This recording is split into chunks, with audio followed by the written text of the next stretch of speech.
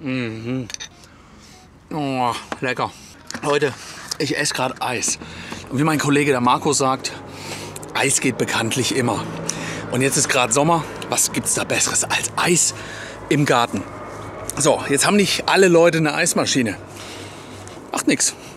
Das Eis ist ohne Eismaschine gemacht, mit 2 Zutaten. Ich zeige euch, wie das geht. Yeah. Und schon sind wir hier bei mir in der Küche. Wir brauchen für dieses Eis, für dieses einfache Eis ohne Eismaschine und ohne Rühren tatsächlich nur 2 Zutaten. Ist das nicht der Mega-Knaller? Wir brauchen einmal Kondensmilch, und zwar gesüßte Kondensmilch. Und zum anderen benötigen wir 500 Milliliter Sahne. Wir schnappen uns als erstes mal die Kondensmilch und geben die in ein großes Gefäß. Oh, mit so einer Gummiflitsche hier könnt ihr dann auch schön das ganze Zeug rausholen, die gesüßte Kondensmilch. Schauen, dass wir alles erwischen, was hier drin ist. Ist ein bisschen widerspenstig. Und was wir als zweites brauchen, ist natürlich auch noch der Geschmacksträger. Ich habe mich hier entschieden für Vanille. Ich mache ein Vanilleeis. Deswegen nehme ich hier gemahlene Vanille. Und da ungefähr das, was in einer Vanilleschote drin wäre. Ich habe hier gemahlene Vanille. Ungefähr ein halber Teelöffel, vielleicht naja, ein bisschen mehr. Komm raus, du! So. Wichtig ist jetzt, dass wir das natürlich auch richtig gut verrühren, damit sich die gemahlene Vanille überall gleichmäßig verteilen kann. Das dauert jetzt einen kleinen Moment und benötigt etwas Kraft, weil diese Kondensmilch einfach so ein bisschen fest ist. Wenn das schön verteilt ist, geben wir unsere Sahne, die muss eiskalt sein, 500 Milliliter in ein zweites Gefäß. Okay, es ist jetzt natürlich ein bisschen so, dass wir schon etwas rühren müssen. Und zwar müssen wir diese Sahne jetzt steif schlagen. Das macht meine Küchenmaschine. Und dann lassen wir es mal arbeiten. Und am Anfang, etwas langsam anfangen, dass nicht die Sahne verspritzt. Und dann geben wir ein bisschen Gas, weil wir wollen ja, dass die Sahne steif wird.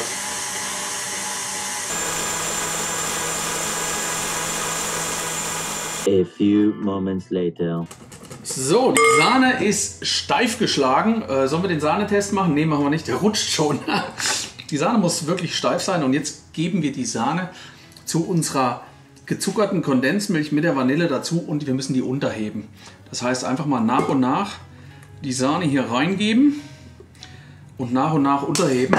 Nicht wie wild drinne rumrühren, sondern tatsächlich unterheben. So, und die nächste Runde. Und wieder unterheben. Wir wollen ja nicht die Sahne wieder kaputt machen. Das Unterheben kann man entweder mit einem Rührbesen machen, mit einem Schneebesen oder auch mit so einem Spatel. Da funktioniert das auch sehr, sehr gut. Ich würde sagen, das sieht gut aus. Man könnte jetzt, also wir machen ja hier jetzt tatsächlich eine absolute Grundvariante. Das ist jetzt ein Vanilleeis ohne Eismaschine. Man könnte aber auch noch andere Dinge machen. Man könnte einfach andere Geschmacksträger hier reintun. Nicht gemahlene Vanille, sondern zum Beispiel, ich sag mal, irgendwelche Kekse hineinkrümeln. Was allerdings ganz wichtig ist, ist das, was ihr hier reingebt, dass das nicht zu süß ist. Weil wir haben ja schon eine wahnsinnige Süße durch die Kondensmilch hier drin, durch die gesüßte Kondensmilch. Das heißt, ein Sirup würde ich da jetzt nicht nochmal reintun, weil dann haut euch das Gesicht auseinander vor Süße. Also Kekse würden reinpassen oder ein Backkakao. Ja, ein Backkakao würde zum Beispiel passen. Dann habt ihr halt ein Schokoeis. Was könnte man noch machen? Wir können so ein Fruchtsorbet reinrühren. Ja, Marmelade kannst du als Strudel da reinziehen zum Beispiel. Oh ja, reinstrudeln. Dann hat das auch noch eine künstlerische Ader. Aber wir wollten jetzt hier tatsächlich mal die Grundvariante zeigen, wie das funktioniert und wie einfach das ist. Und mit wie viel wenigen Zutaten wir das hier hinbekommen. Und das funktioniert immer. Man könnte vielleicht auch Marzipan oder so, könnte man auch reingeben. Oh, gibt so viele Varianten. So, wenn wir das jetzt hier drin haben, verstreichen wir das nochmal glatt. Dass es einigermaßen auch schön gleichmäßig im Endeffekt durchfriert. Und jetzt kommt auch schon der Moment, wo es in den Kühlschrank muss. Ich weiß noch nicht so genau, wie lange. Ich vermute mindestens 4 bis 5 Stunden.